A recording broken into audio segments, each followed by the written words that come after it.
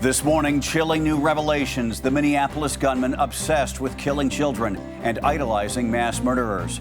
Plus, a new director named at the CDC, but the fired leader says she's still in charge. And put down your hose. Border agents yanked 2 firefighters off the front lines. The backlash burning hot this morning. The stories that matter, clear and credible, from across the country to around the world. These are your unbiased updates from Straight Arrow News. Good morning, I'm Craig DeGrelli. This morning we're learning more about the shooter who killed 2 students and wounded more than a dozen others at a Catholic school mass in Minneapolis. Authorities identified the gunman as 23-year-old Robin Westman, a former student at Annunciation Catholic School. Investigators say he was obsessed with the idea of killing children. They've uncovered hundreds of pages of writings in which Westman expressed hate toward, quote, almost every group imaginable, including Black, Mexican, Christian, and Jewish communities, even President Donald Trump.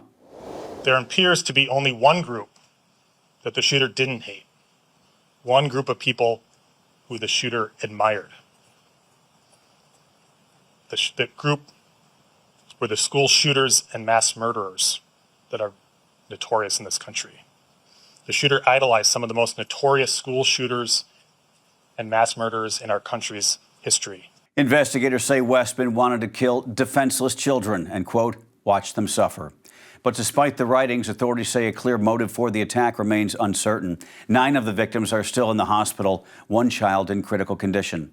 The community is coming together to grieve, mourners placing flowers and teddy bears at a memorial outside Annunciation Catholic Church. 1 child seen embracing an adult after laying down a bloom.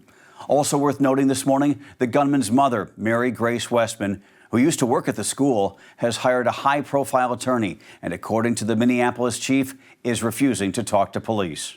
This morning, the CDC has a new acting director after the White House fired Susan Monarez just weeks into her new job. The Trump administration has tapped Jim O'Neill, a top deputy to Health and Human Services Secretary Robert F. Kennedy Jr. O'Neill will keep his post at HHS while running the CDC, a move that gives Kennedy even more influence over federal vaccine policy. The shakeup has already rattled the agency. 4 top officials resigned after Monarez got ousted, and staffers gathered outside the CDC in Atlanta Thursday to say goodbye, a somber clap-out to see them off. This is unprecedented. There has never been a CDC director fired. And it appears that she was fired for standing up for saying things that are true. What we're seeing is an assault. It's an assault on science. It's an assault on CDC. And it is making Americans less safe. On Capitol Hill, Senator Bill Cassidy, who chairs the Health Committee, is calling for next month's vaccine advisory meeting to be postponed, warning any decisions made amid this turmoil would lack legitimacy. Kennedy defended the shakeup. There's a lot of trouble at CDC, and it's going to require getting rid of some people over the long term in order for us to change the institutional culture and bring back pride and self-esteem and make that agency the stellar agency that it's always been. Meanwhile, lawyers for Monarez insist she's still the legal director, arguing that only the president can remove her. That sets up a possible legal fight, even as O'Neill takes over. Lawyers for a man at the center of a high-profile immigration case want the judge to gag the government. Kilmar Abrego Garcia, a father from El Salvador living in Maryland, is in custody facing federal human smuggling charges. But his attorneys say the Trump administration's constant name-calling is jeopardizing his right to a fair trial. This week, after he reported to jail in Baltimore, Homeland Security Secretary Kristi Noem blasted him online, calling him an illegal alien, gang member, human trafficker, domestic abuser, and child predator. President Trump has previously referred to him as an animal. His lawyers say those claims are baseless, and the public attacks are meant to vilify their client before he ever sees a jury. They argue it risks, quote, prejudicing the proceedings and want the judge to shut it down. In Washington state, controversy is flaring on top of a raging wildfire.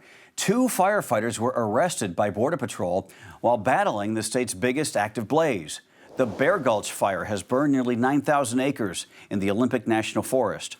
Border agents confirm they detained 2 crew members after verifying identities on site, saying, quote, several discrepancies were identified and 2 individuals were found to be present in the U.S. illegally, one with a previous order of removal. Other crew members said they were shocked to see arrests in the middle of an active fire response. Federal officials insist the operation did not interrupt firefighting efforts. But Senator Patty Murray blasted the move, writing, Trump has undercut our wildland firefighting abilities in more ways than one, to now apparently detaining firefighters on the job.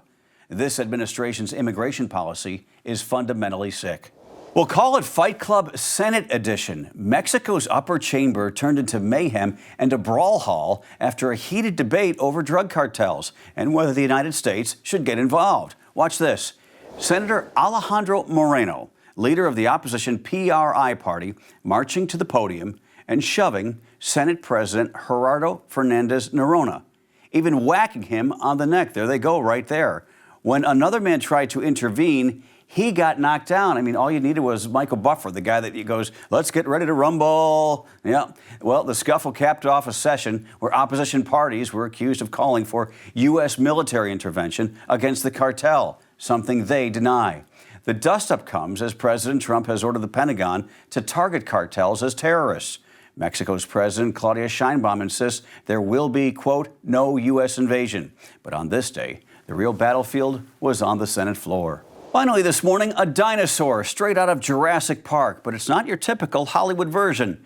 Researchers in Morocco have uncovered what they call a jaw-droppingly weird dinosaur.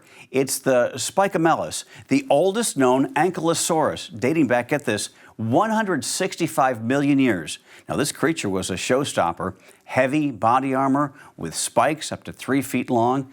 The fossil turned up, by the way, in the Atlas Mountains, adding a new branch to the Ankylosaurus family tree. Scientists say they were slow, plant-eating tanks of their time, using their armor to survive among predators. A reminder that even after millions of years, nature still has a few surprises to dig up. I can tell you that my Ankylosaurus, after playing about an hour and 15 minutes of hardcore tennis yesterday, but hey, that's my problem.